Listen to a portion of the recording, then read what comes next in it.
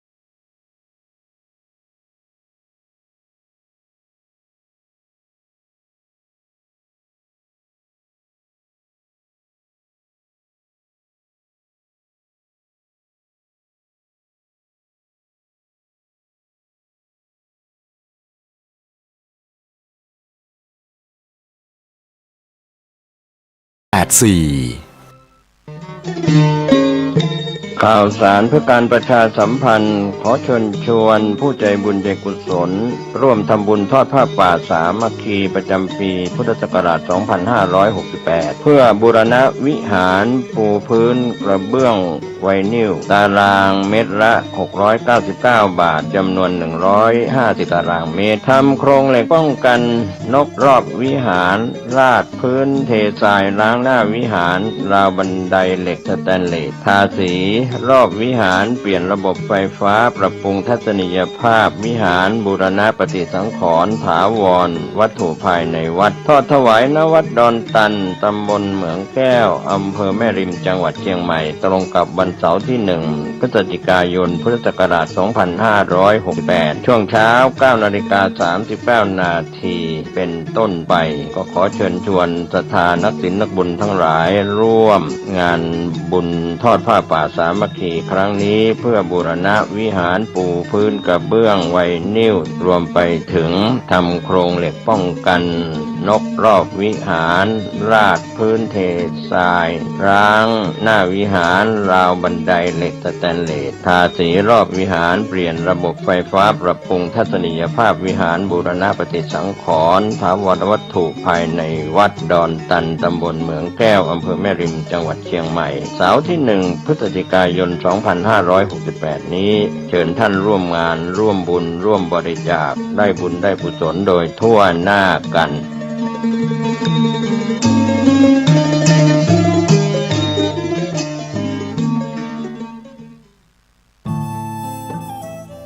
ท่านกำลังติดตามรับฟังสถานีวิทยุกระจายเสียงพระพุทธศาสนาแห่งชาติและสังคมคลื่นเพื่อการศึกษาพระพุทธศาสนาและวัฒนธรรมระบบ FM 104.5 เมกะเฮิรตซ์ รายการต่อไปเป็นรายการคดีโลกคดีธรรม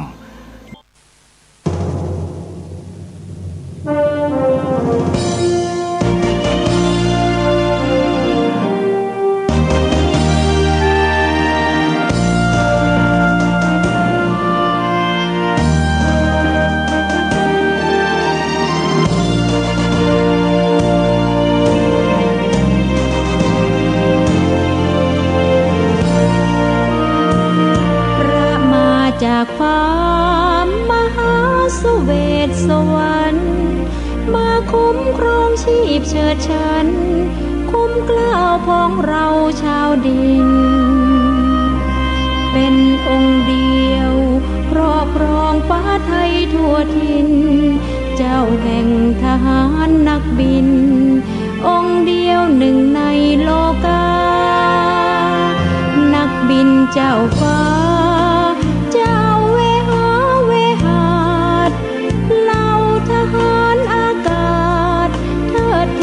ล้นใจบูชาทรงนำชัยทัพไทยหาญกล้าคุ้มครองน่านฟ้าไม่เคยกลัวตายดุจองค์นเรศวรคาบดาบทลายข ล้าสีเทาเข้าจู่โจมทำลายทรงนำF5ประดุจครุฑเธอเชิดชายครุฑองค์นารายณ์กรีดกรายกองฟ้าน่าชม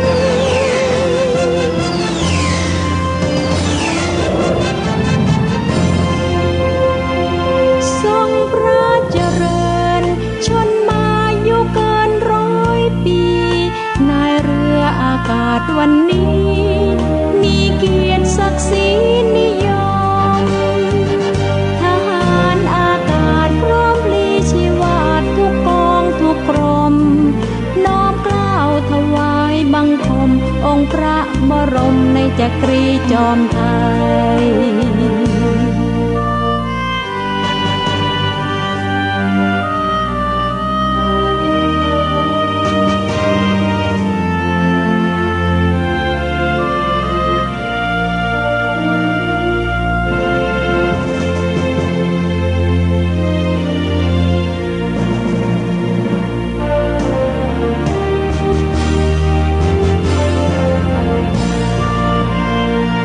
ดุจองค์นเรศวรคาบดาบทลายค่ายศึกพระนำฝูงบินผนึกคนกล้าสีเทาเข้าจู่โจมทำลายทรงนำF5ประดุจครุฑเธอเชิดชายครุฑองค์นารายณ์กรีดกรายกองฟ้าน่าชม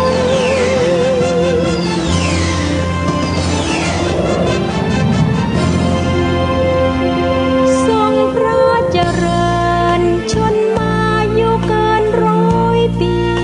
นายเรืออากาศวันนี้มีเกียรติศักดิ์ศรีนิยมทหารอากาศพร้อมพลีชีวาทุกกองทุกกรมน้อมเกล้าถวายบังคมองค์พระบรมในจักรีจอมไทยทรงพระเจริญทรงพระเจริญทรงพระเจริญ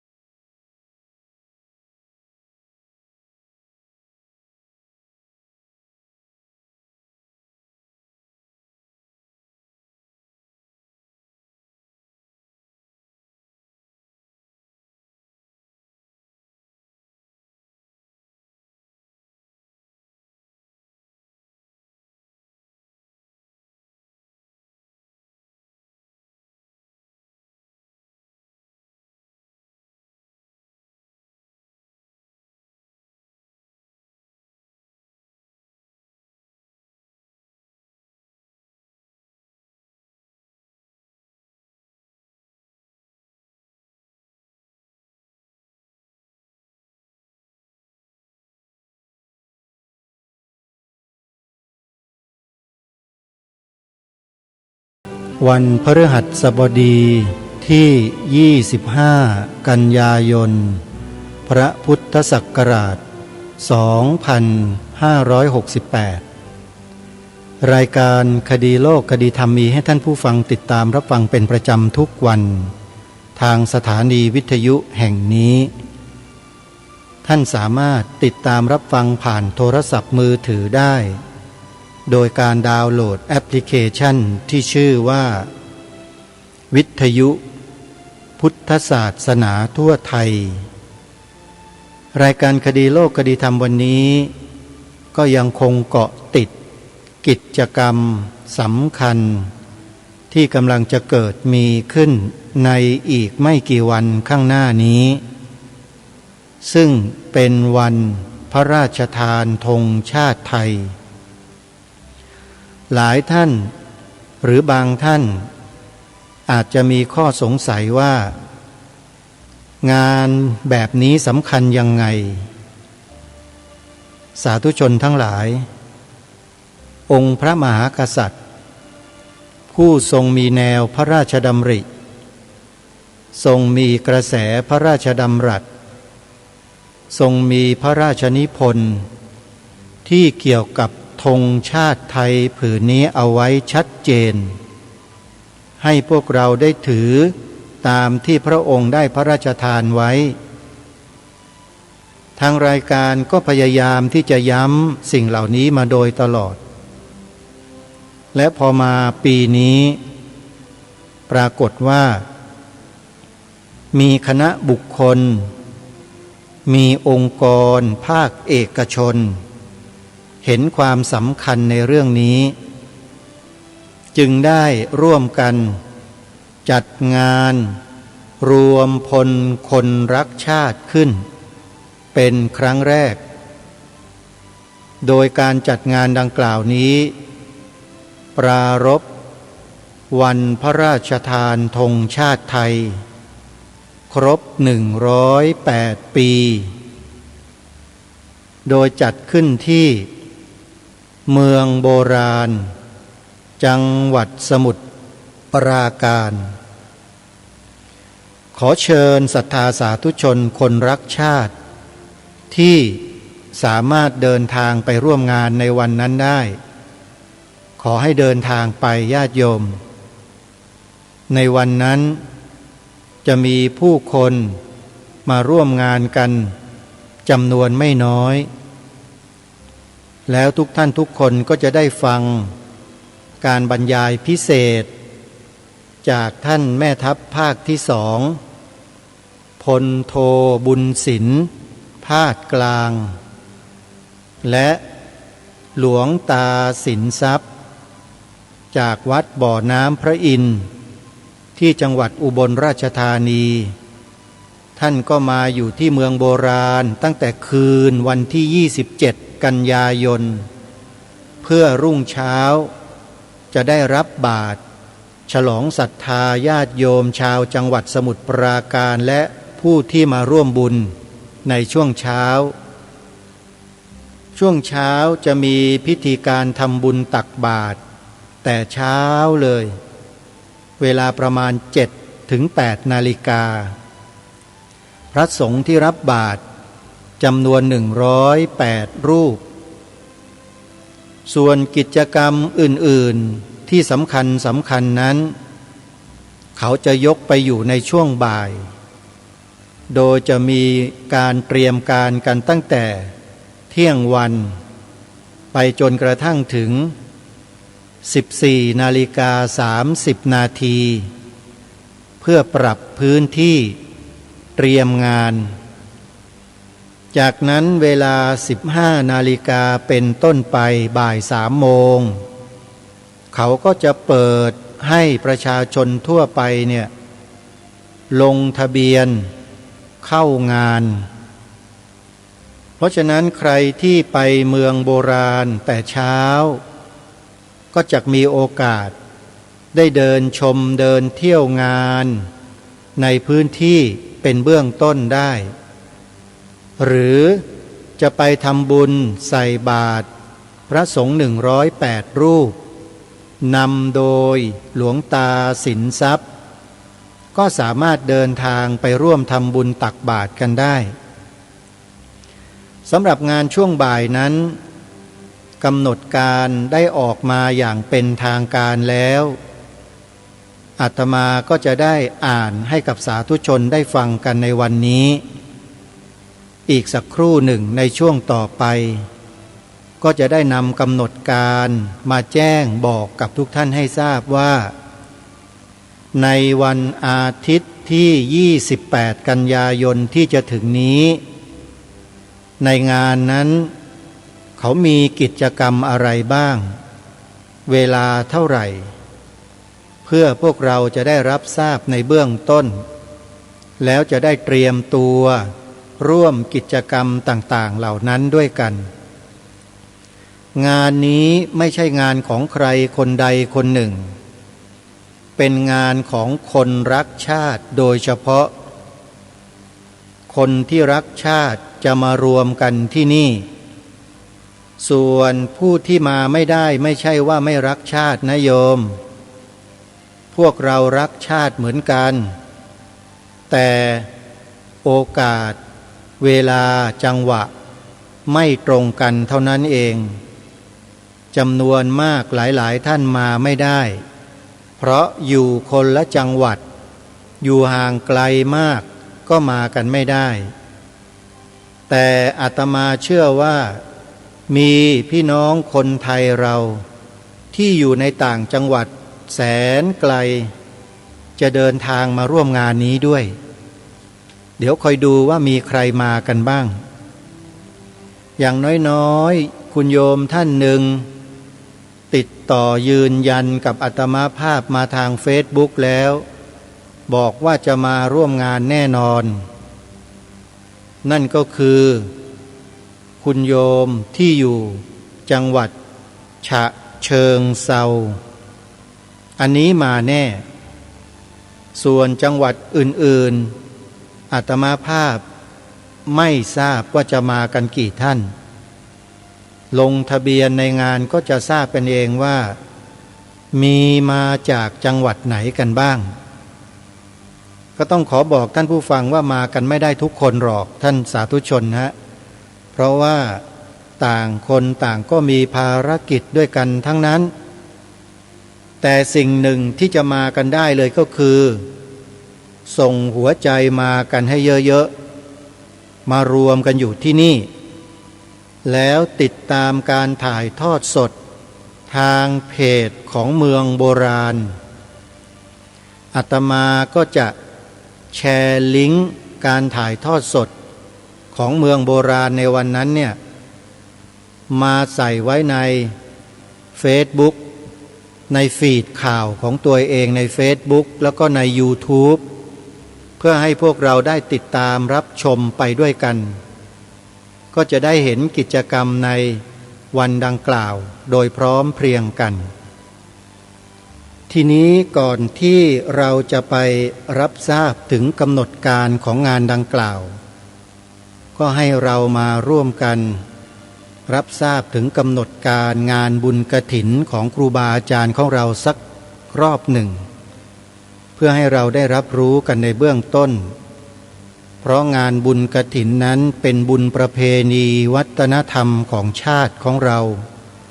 ไม่ใช่งานธรรมดานะบุญกฐินเนี่ยญาติโยมเป็นงานรักษาชาติบ้านเมืองรักษาความเป็นไทยของเราก็ว่าได้เพราะเป็นประเพณีที่สำคัญที่ชนเผ่าไทยเราได้สืบสารรักษาต่อยอดกันมาช้านานเป็นพันปีมาแล้วตั้งแต่สมัยครั้งพุทธกาลมาโน่นจึงขอประชาสัมพันธ์ในเบื้องต้นให้ทุกท่านได้ทราบถึงกำหนดวันถวายผ้ากฐินดังนี้วัดป่าจริยธรรมตำบลนาดอกคำอำเภอนาด้วงจังหวัดเลยจัดงานบุญกฐิน2 วันคือวันที่8 9 ตุลาคม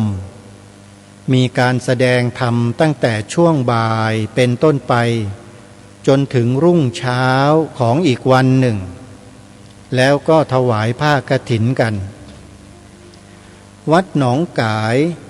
ตำบลสันป่ายางอำเภอแม่แตงจังหวัดเชียงใหม่ถวายกฐินวันที่11 ตุลาคมไปร่วมกันให้เยอะๆญาติโยมวัดหนองกายกำลังสร้างอุโบสถทรงเจดีย์พุทธคยาจำลองสร้างมาตั้งแต่ก่อนเกิดโควิด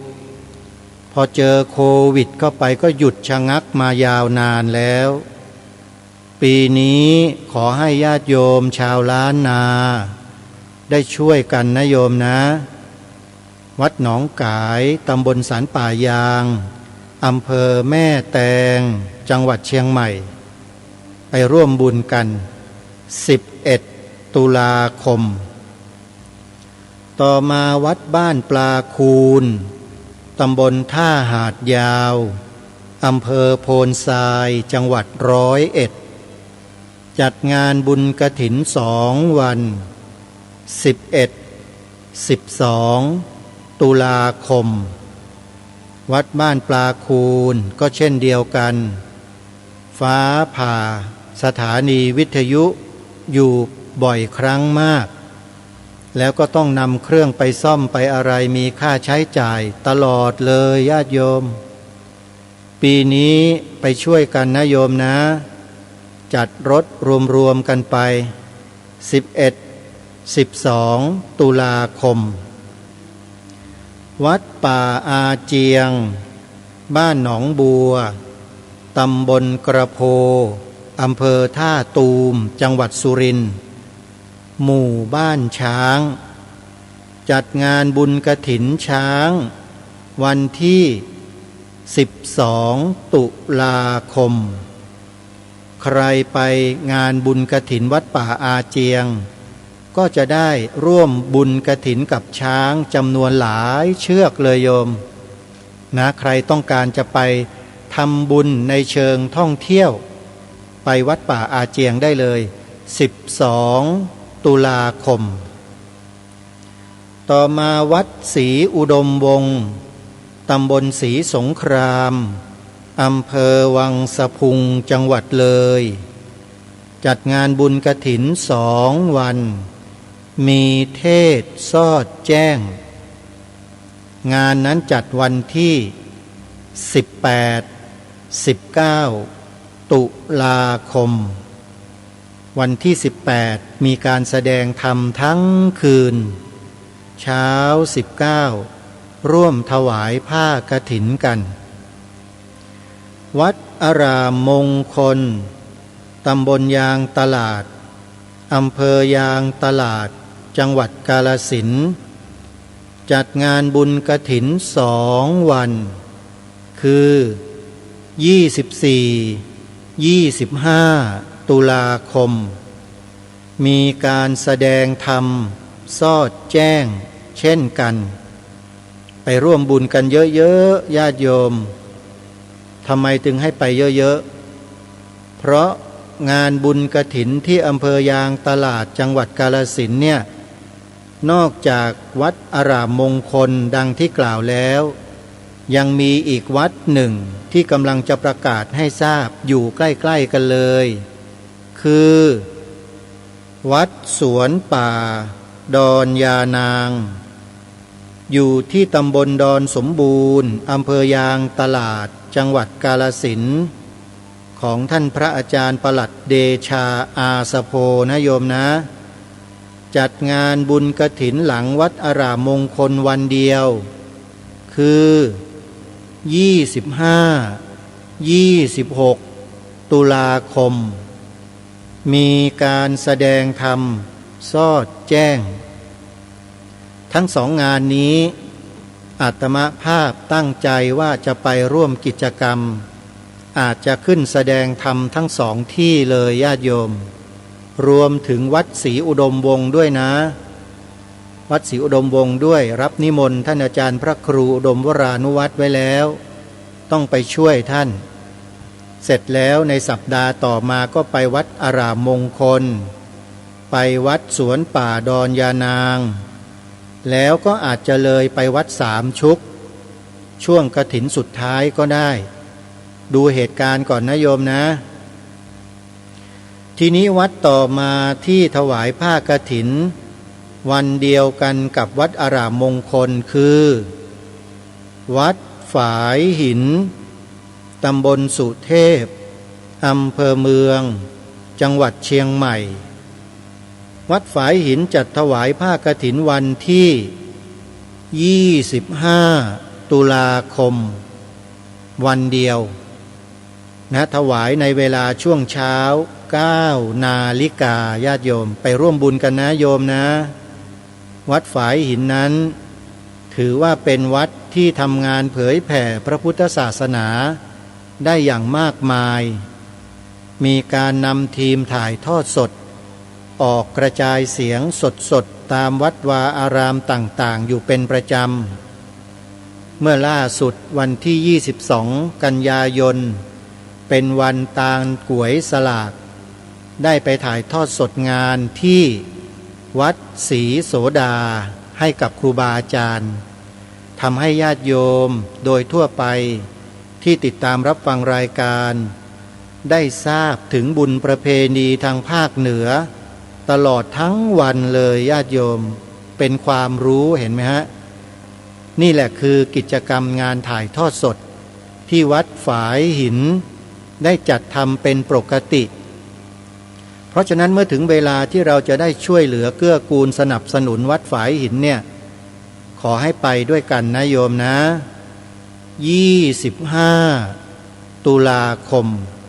ไปร่วมบุญกฐินสามัคคีที่วัดฝายหินด้วยกันต่อมาวัดสามชุกตำบลสามชุกอำเภอสามชุกจังหวัดสุพรรณบุรีจัดงานบุญกฐิน4 วันวันถวายผ้ากฐินนั้นคือวันที่2 พฤศจิกายนพอถวายผ้ากฐินเสร็จมีกิจกรรมต่อเนื่องบวชเนกขัมมะปฏิบัติธรรมไปอีก3 วันถึงวันที่5 พฤศจิกายนวัดสามชุกจะจัดงานบุญกฐินเช่นนี้เป็นประจำทุกปีญาติโยมใครที่อยู่ในเขตจังหวัดสุพรรณบุรีใกล้เคียงก็ไปร่วมบุญกันนะโยมนะ2 พฤศจิกายนที่วัดสามชุกและนี่ก็เป็นงานบุญกฐินของครูบาอาจารย์ของเราที่ได้ประชาสัมพันธ์ประกาศเชิญชวนญาติโยมที่กำลังติดตามรับฟังรายการคดีโลกคดีธรรมอยู่ส่วนวัดในเครือข่ายสายงานของคลื่นสีขาวเพื่อชาวประชาอยู่ในเขตจังหวัดเชียงใหม่ในหลายๆอำเภอก็ขอให้ญาติโยมไปร่วมบุญกันนะโยมนะตลอดจนถึงในจังหวัดต่างๆในแถบภาคเหนือทั้งหมดเลยลำพูนลำปางเชียงรายแม่ฮ่องสอนแพร่น่านเหล่านี้ซึ่งมีคลื่นสีขาวเพื่อชาวประชาเป็นเครือข่ายอยู่ทั้งหมดโยมได้ยินประกาศแล้วก็อย่าลืมไปทำบุญกับครูบาอาจารย์ของเรานะท่านถ่ายทอดธรรมะกิจกรรมวัฒนธรรมท้องถิ่นให้พวกเราได้ฟังกันทุกวันบุญคุณของครูบาอาจารย์เราต้องทดแทนต้องตอบแทนท่านนะท่านไม่ได้ต้องการอะไรมากหรอกพอมีงานบุญกฐินปีหนึ่งครั้งหนึ่งเราก็ไปทำบุญที่วัดของท่านนะโยมนะอนุโมทนาทุกท่านทีนี้เข้ามาสู่เรื่องกิจกรรมในส่วนกลางที่จังหวัดสมุทรปราการเป็นงานระดับชาติทำไมถึงบอกว่าเป็นงานระดับชาติเพราะเนื่องด้วยว่าวันกำหนดจัดงานนั้นเป็นวันสำคัญของชาติของเราที่ได้ถูกกำหนดขึ้นมาใหม่ๆสดๆเลยญาติโยมนั่นก็คือวันพระราชทานธงชาติไทยถ้าไม่สำคัญคณะรัฐมนตรี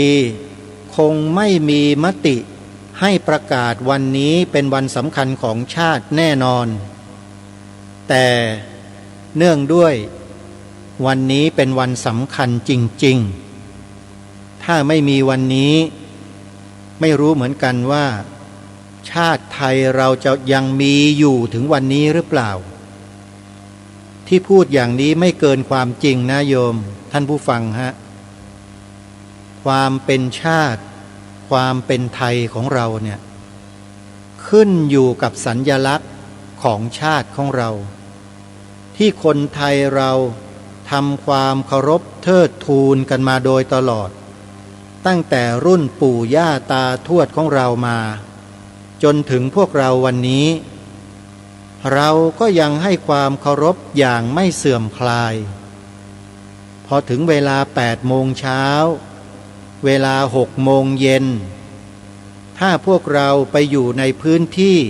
ที่เขาเปิดเพลงชาติในเวลาดังกล่าวเราทุกคนจะต้องหยุดแล้วยืนตรงทำความเคารพทันทีนั่นหมายความว่าคนไทยทุกคนจะถือว่าเรื่องนี้เป็นเรื่องสำคัญ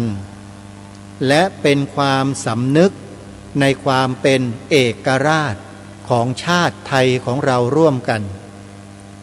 มันคือความภาคภูมิใจท่านผู้ฟังถ้าใครฟัง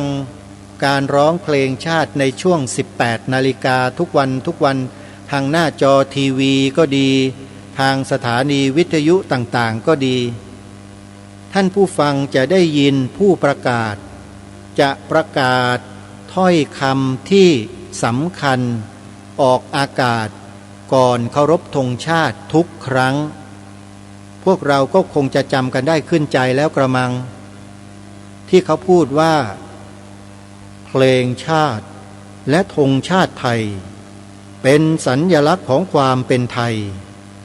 เราจงร่วมใจยืนตรงเคารพธงชาติด้วยความภาคภูมิใจในเอกราชและความเสียสละ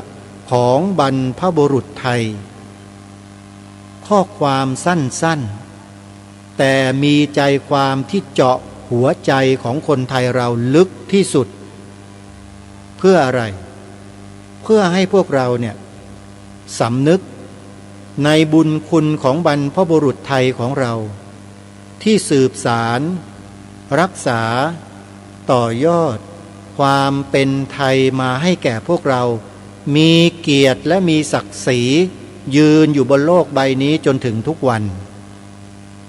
ประเทศไทยเรามีเกียรตินะท่านผู้ฟังและมีศักดิ์ศรีด้วยเพราะ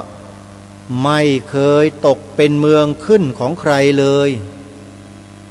หมายถึงในยุคนี้นะยุครัตนโกสินทร์เนี่ยไม่เคยตกเป็นเมืองขึ้นของใครเลยทั้งที่นักล่าอาณานิคมที่มาจากตะวันตกคืออังกฤษกับฝรั่งเศสมีอาวุธยุทโธปกรณ์มีกองกำลังที่ทันสมัยมีพลังมหาศาล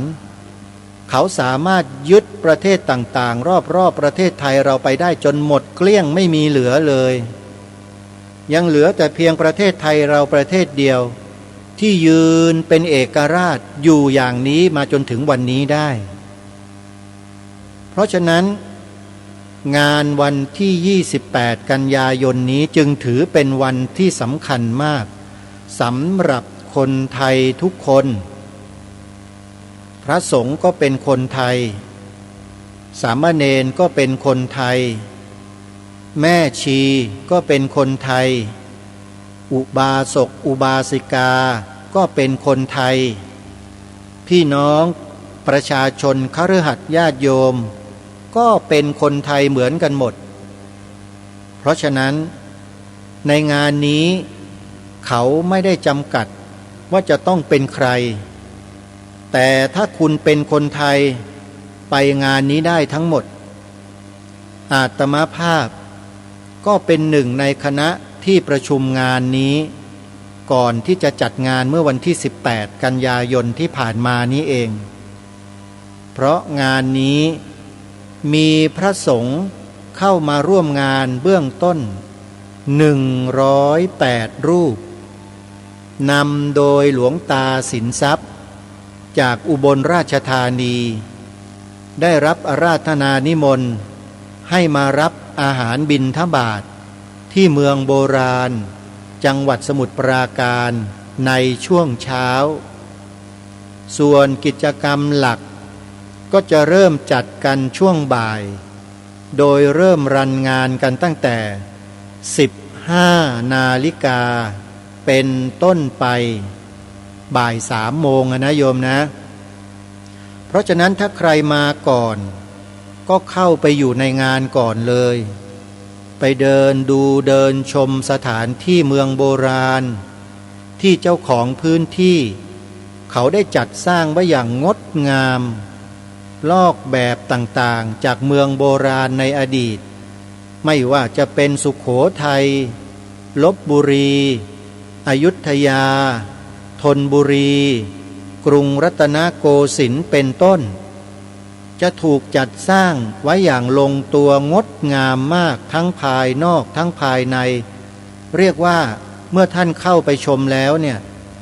ไม่อยากจะเดินกลับเลยอยากจะนั่งอยู่ในอาคารสถานที่ที่เขาจำลองแบบมานั้นอยู่ตลอดเวลาเพราะอะไรสวยงามมากๆญาติโยมลงทุนมหาศาลเลยถามว่าทำไมเจ้าของสถานที่นี้จึงต้องทุ่มทุนเป็นหลายหมื่นล้านเพื่อสร้างสถานที่นี้ขึ้นมาเพื่ออะไรวัตถุประสงค์หลักของเขาก็คือไม่ต้องการให้ลูกหลานไทยลืมชาติตัวเองอันนี้คือเป้าหมายหลักนั่นก็หมายความว่าเจ้าของเมืองโบราณเนี่ยเขาไม่ได้ทำเพื่อตัวเขาเองแต่เขาทำเพื่อพี่น้องประชาชนลูกหลานคนไทยเราทั้งหมดทำไว้เพื่อให้เรานั้นใช้ศึกษาเรียนรู้สร้างจิตสำนึกให้กับตนเองด้วยสายตาของเราที่สัมผัสเหมือนของจริงเป๊ะเลยญาติโยมไม่เชื่อลองไปดูก็ได้วันอาทิตย์เนี้ยเขาจัดงานใหญ่กัน28 กันยายนที่จะถึงเนี้ยไปเที่ยวชมเมืองโบราณจังหวัดสมุทรปราการกันนะโยมนะงานจะเริ่มตั้งแต่บ่าย3 โมงจะมีการลงทะเบียนกันก่อน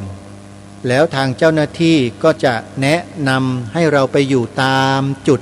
ที่เขาจัดงานกันว่าจุดไหนอย่างไรกันบ้างเราก็ไปตามที่ทางเจ้าหน้าที่เขาแนะนำแล้วเมื่อถึงเวลาของกำหนดการสำคัญเนี่ยงานก็จะรันไปโดยลำดับแล้วงานนี้ก็มีการถ่ายทอดสดทางโลกโซเชียลด้วยอย่างไรก็ตามลองเข้าไปติดตามรับชมเพจของเมืองโบราณกันดูนะโยมนะตอนนี้เขาพยายามที่จะโพสต์ประกาศประชาสัมพันธ์ให้กับทุกฝ่ายได้ทราบถึงกำหนดการกันอยู่ในเพจของเมืองโบราณด้วยลองเข้าไปดูกันนะโยมนะแล้วพอถึงวันงานเนี่ยก็ให้ติดตามเพจของเมืองโบราณนะเพราะเขาจะมีการถ่ายทอดสดติดตามรับชมกันอาตมาก็จะก๊อปปี้หรือว่าคัดลอกลิงก์ของเพจเมืองโบราณเนี่ยมาใส่ไว้ใน YouTube ใน Facebook ของอาตมาส่วนตัวด้วยเพื่อที่จะให้ทุกท่านที่ติดตาม Facebook และ YouTube เนี่ยได้ติดตามรับชมสดๆไปพร้อมๆกันในวันนั้นด้วยกิจกรรมในวันนั้นมีกำหนดการดังนี้เดี๋ยวจะอ่านให้กับสาธุชนได้รับฟังกันนะโยมนะกำหนดการงานรวมพล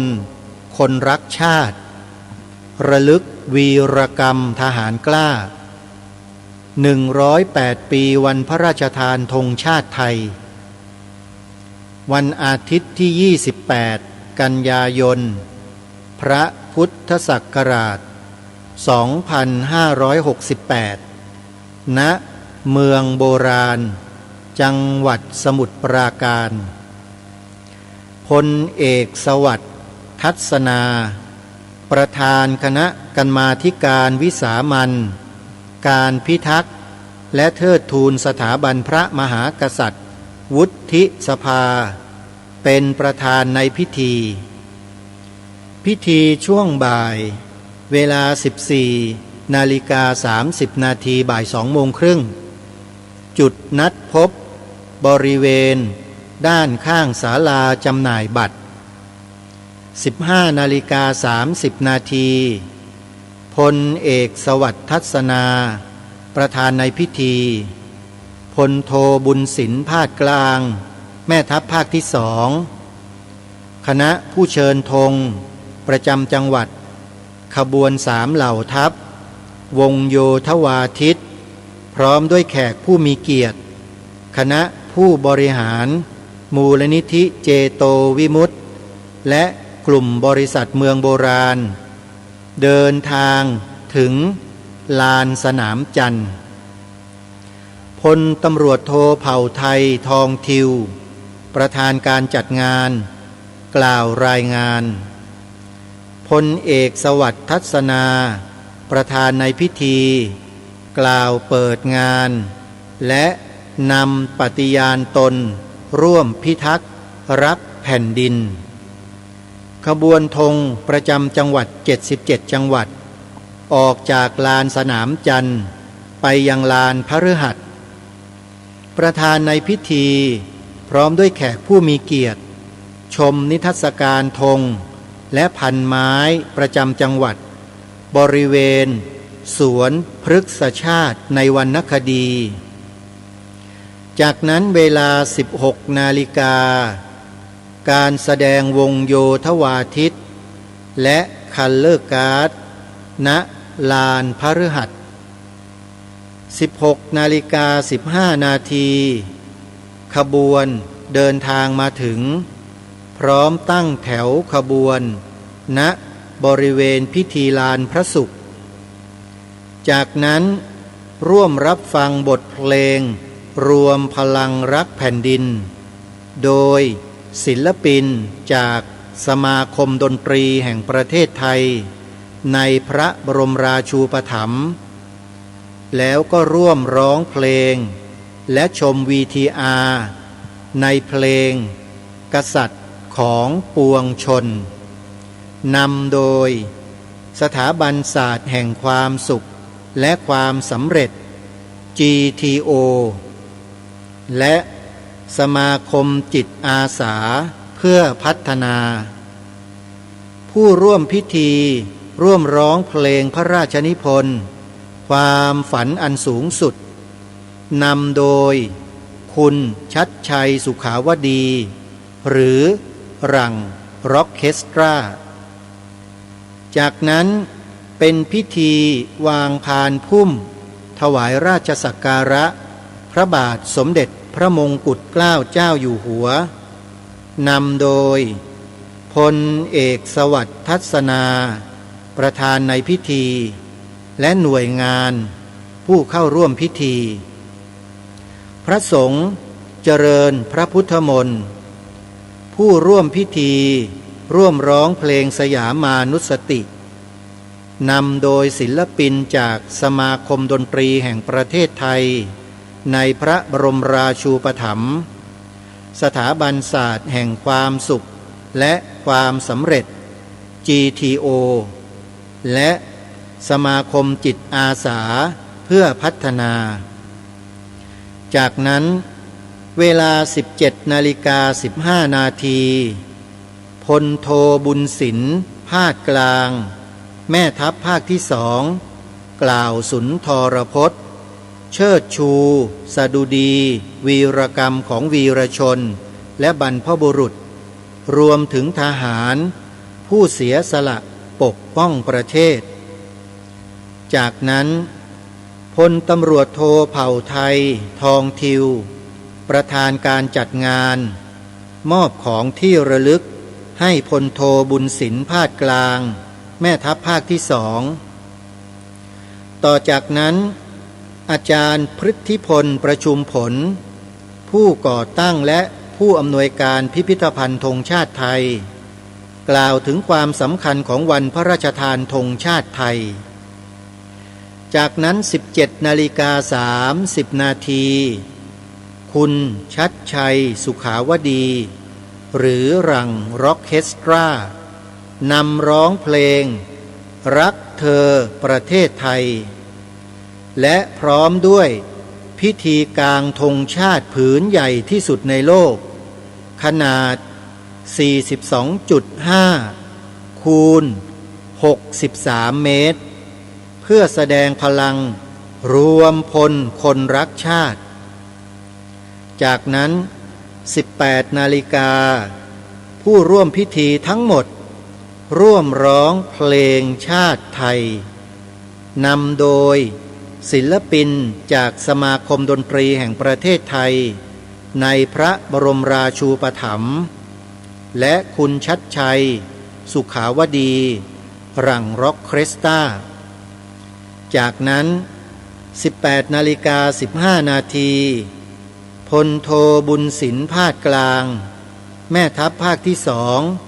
พร้อมด้วยแขกผู้มีเกียรติคณะผู้บริหาร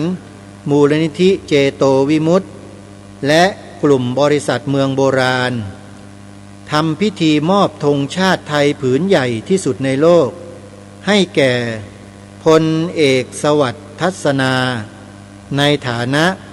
ประธานกรรมาธิการทหารและความมั่นคงของรัฐวุฒิสภาแล้วร่วมร้องเพลง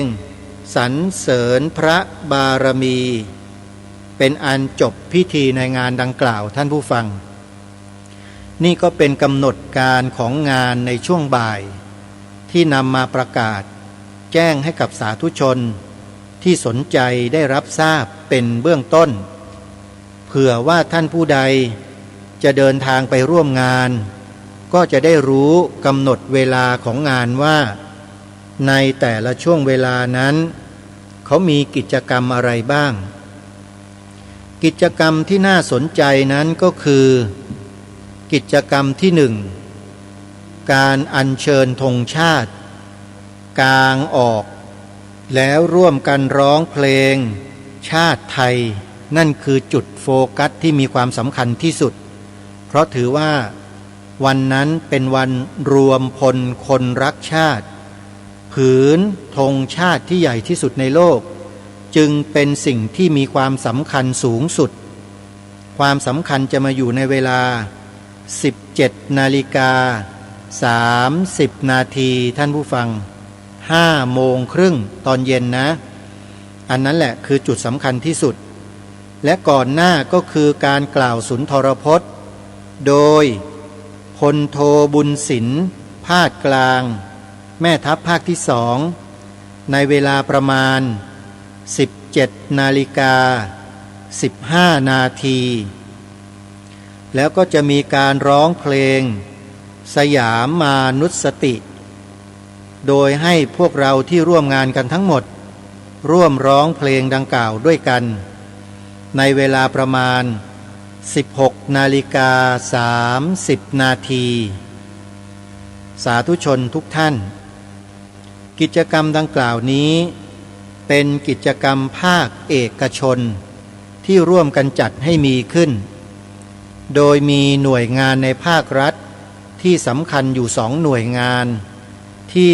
เข้ามาร่วมกิจกรรมนี้คือกองบัญชาการทหารสูงสุดและกองทัพบกถามว่าทำไมจึงไม่มีกองทัพอากาศทำไมจึงไม่มีกองทัพเรือเขารวมลงอยู่ที่กองบัญชาการทหารสูงสุดกันญาติโยมส่วนกองทัพบกนั้นต้องแยกออกมาเป็นพิเศษเพราะเนื่องจากว่าในวันดังกล่าวนั้นจะมีการมอบธงชาติไทยผืนใหญ่ที่สุดในโลกให้กับกองทัพบกเพื่อให้กองทัพบกนั้นไปดำเนินการจัดทำเสาธงชาติแล้วอัญเชิญผืนธงชาติดังกล่าวเนี้ยขึ้นสู่ยอดเสาซึ่งทางกองทัพบกจะพิจารณาจัดทำเสาธงชาติที่ใหญ่ที่สุดในโลกที่ใดอย่างไรนั้นก็แล้วแต่การพิจารณาของกองทัพบกก็เลยเชิญกองทัพบกเข้ามามีส่วนร่วมในการจัดงานครั้งนี้ด้วยและในอีกช่วงหนึ่งที่เป็นช่วงสำคัญก็คือการร่วมกันร้องเพลงความฝันอันสูงสุดเป็นบทเพลงพระราชนิพนธ์ขององค์พระบาทสมเด็จพระบรมชนกาธิเบศรมหาภูมิพลอดุลยเดชมหาราชบรมนาถบพิตรเป็นบทเพลงที่ลึกซึ้งในหัวจิตหัวใจของคนไทยมาช้านานแล้ว โดยเฉพาะคนไทยคนใดก็แล้วแต่ที่ถือเพลงนี้เป็นชีวิตจิตใจฟังบ่อยๆร้องบ่อยๆสิ่งที่พระองค์ท่านพระราชทานไว้นี้จะซึมซาบเข้าไปอยู่ในหัวจิตหัวใจของผู้นั้นอย่างไม่มีวันเสื่อมคลายเลยเพราะเนื้อเพลงที่พระองค์ได้พระราชทานพระราชนิพนธ์ไว้นั้นกินใจของคนไทยทุกบททุกตอนเพราะฉะนั้นในวันนั้นขอให้เราร่วมร้องกันให้ดังๆนะโยมนะพอจะจำกันได้ไหมโยมบทเพลงนี้ขึ้นต้นว่าอย่างไรขอฝันใฝ่ในฝันอันเหลือเชื่อขอสู้ศึกทุกเมื่อไม่หวั่นไหวขอทนทุกข์รุกโรมโหมกายใจขอฝ่าฟันผองภัยด้วยใจทนงเห็นไหมฮะแค่ท่อนแรกท่อนนี้ก็กินใจของมนุษย์คนไทยอย่างพวกเราแค่ไหนแล้วท่านผู้ฟังแล้วบทเพลงนี้เป็นพระราชนิพนธ์ของพระองค์โดยตรงด้วยถ้าเราไม่ร่วมกันร้องไม่ร่วมกันสืบสารรักษาต่อยอดเราจะบอกว่าเราจงรักภักดีต่อพระองค์ท่านได้ไหมโยมเสียดายที่อาตมาภาพเนี่ยร้องด้วยไม่ได้ถ้าร้องด้วยได้เนี่ยสนุกเลยญาติโยมจะขอคณะกรรมการถือไมค์ร่วมร้องไปด้วยเพราะชอบอย่างมากมายสำหรับเพลงนี้กินหัวจิตหัวใจไปทั้งหมดเลยเพราะเพลงนี้แหละจึงทำให้รายการคดีโลกคดีธรรมต้องยืนหยัดทำหน้าที่อยู่อย่างนี้ท่านผู้ฟังเชื่อไหมลองไปเปิดฟังกันดูได้นะว่าเป็นยังไงฟังบ่อยๆนะฟังให้มันซึมเข้าไปลึกๆเลยแล้วทุกคนจะรู้ตัวเองแหละว่าไอ้ชีวิตที่เหลืออยู่เนี่ยจะใช้มันไปทำอะไรเพลงนี้แหละจะเป็นเพลงที่ตัดสินชีวิตของเราได้ถ้าใครฟังทุกวันทุกวันทุกวันแล้วร้องไปด้วยนะจะซาบซึ้งจะลึกซึ้งอย่างสุดๆเลยท่านผู้ฟังแล้ววันนั้น28 กันยายนพวกเราหมายถึงฆราวาสญาติโยมนะจะได้ร้องเพลงนี้ด้วยกันเอาละญาติโยมสาธุชนทุกท่านวันนี้เวลาของรายการหมดแล้วอาตมาก็เลยไม่ได้ปรารภเรื่องอื่นใดนอกจากบุญกฐินและงานรวมพลคนรักชาติในวันสำคัญของชาติวันพระราชทานธงชาติไทย28 กันยายนนี้เท่านั้นเองแต่ก็ถือว่าเป็นการปลุกจิตสำนึกของพวกเราคนไทยเนี่ยให้ขึ้นมารับสถานการณ์ที่กำลังจะเกิดขึ้นข้างหน้าจะเป็นอะไรอย่างไรนั้นเราไม่อาจจะทราบได้หรอกถึงแม้ว่าจะมีใครเขาบอกว่ามันจะเกิดสิ่งนั้นจะเกิดสิ่งนี้สิ่งนู้นเราไม่หวั่นขอให้เรารวมกันให้เป็นหนึ่งเราก็จะรักษาความเป็นไทยของเราไว้ได้ช่วยกันนะโยมนะวันนี้เวลาหมดลงแล้วต้องขอสมมุติยุติว่าจะเพียงเท่านี้พบกับรายการได้ใหม่ในวันต่อไปขอความสุขความสวัสดีในธรรมแห่งองค์สมเด็จพระบรมศาสดาสัมมาสัมพุทธเจ้าจงปรากฏเกิดมีขึ้นในจิตใจของท่านผู้ฟังทุกท่านทุกคนเทินขอเจริญพรกล้าคิดก็ต้องกล้าทำอย่ากลัวถ้าทำความดีเร่งศึกษาปัญหาให้ทันท่วงทีเมืองไทยจะพัฒนากว่านี้รายการดีๆคดีโลกคดีธรรมขอรำพันบรรยายความคิดเครื่องไม้แห่งสีทั้งสามงามถนัดขาวคือบริสุทธิ์สีสวัสดิ์หมายพระไตรรัตน์และธรรมะคุ้มจิตไทย แดงคือโลหิตเราใสซึ่งยอมสละได้เพื่อรักษาชาติศาสนาน้ำเงินคือสีโสภาอันจอมประชาถ้าโปรดเป็นของส่วนองค์จัดริ้วเข้าเป็นไตรรงค์จึงเป็นสีธงที่รักแห่งเราชาวไทยทหารอวตารนำไป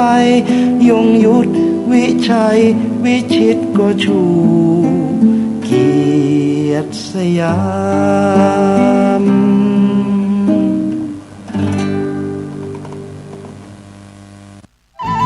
ที่จบไปแล้วนั้นเป็นรายการคดีโลกคดีธรรมดำเนินรายการโดยพระครูปลัดนรงค์ฤทธิ์ พระธาตุดอยน้อยอำเภอดอยหล่อจังหวัดเชียงใหม่ขอเชิญ